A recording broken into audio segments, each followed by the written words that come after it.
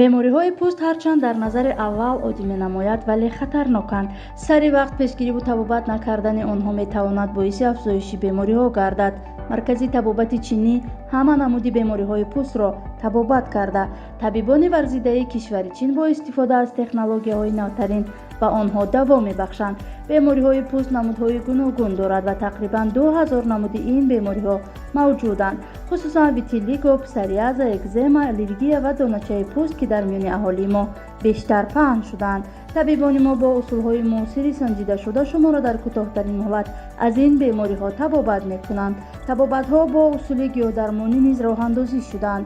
марказ дар рӯзҳои истироҳат ҳам кор мекунад. барои осонии кори шумо мо дархосту суолҳоро тариқи WhatsApp ҳам қабул мекунем. шумо метавонед акси ташхисҳои худро дар WhatsApp ба мо фиристед ва аз табибони бо таҷрибаи мо тариқи онлайн маслиҳату табобат гиред.